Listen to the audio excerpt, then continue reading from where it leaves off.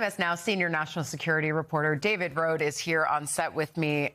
Okay, there's so much here, I think, to me. And I asked you this before we got on set. I said, okay, I'm reading this, and how is this not a more fleshed out version of the ceasefire that is already in effect? And what you said to me is, well, this is basically a deal to reopen the Strait of Hormuz. So in addition to it being that, which was open at the start of the war and just sort of gets us back to stasis, what else is actually in here tangibly already figured out?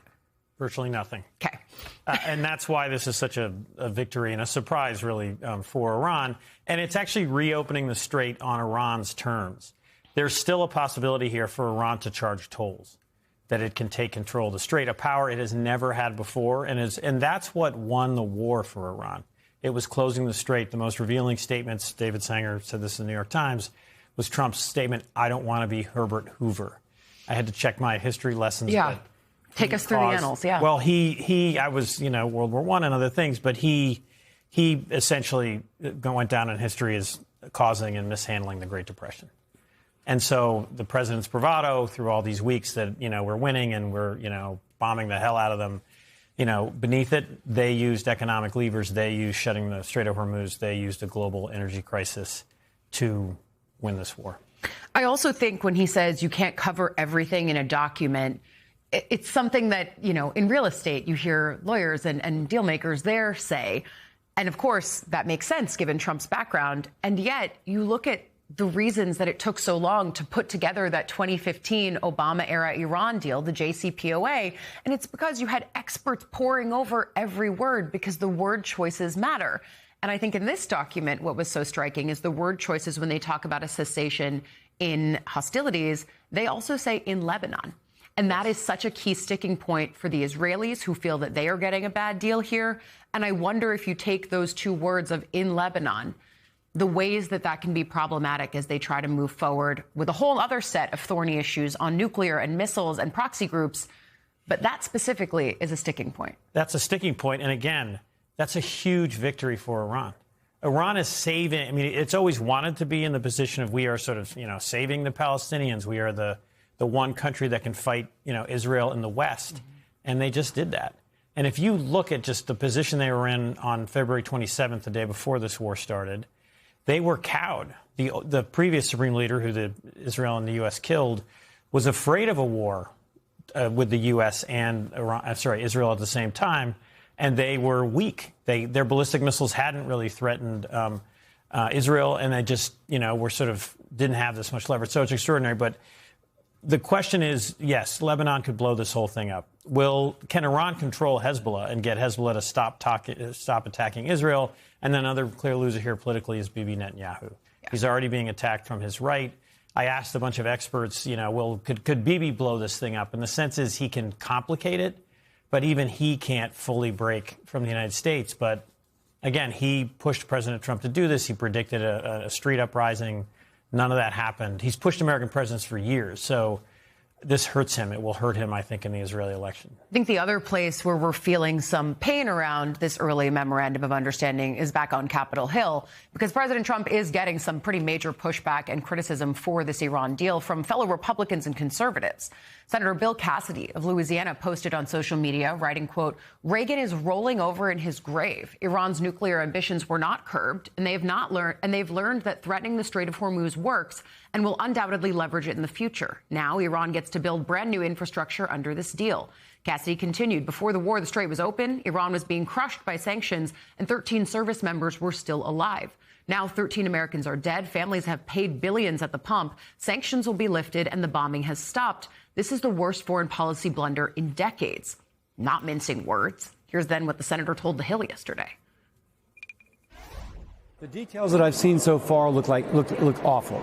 This will go down as a tremendous foreign policy blunder. Iran ends up stronger. Our allies in the region are weaker.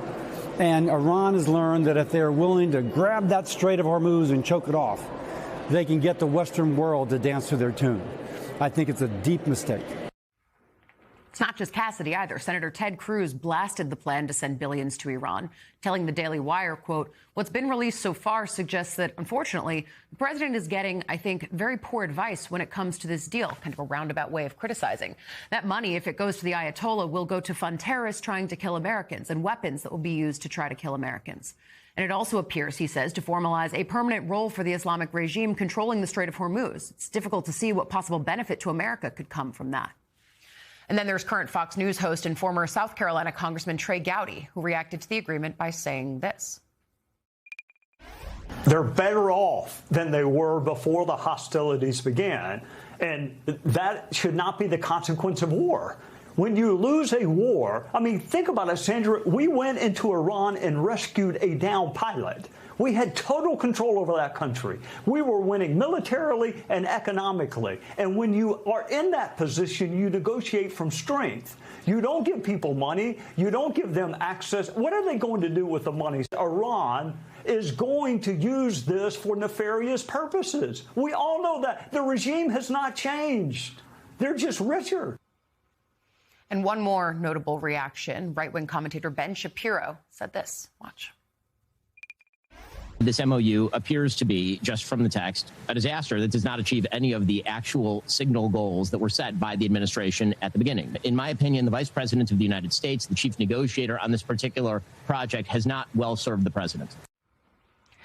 So there's an interesting line emerging, right? They hate the deal, and they are saying that, but some of them are willing to not lay it at President Trump's feet, which is an instructive thing from what he said at the G7 yesterday, where he said, if it works out, this was all me, and if it doesn't, it's on my Vice President, J.D. Vance.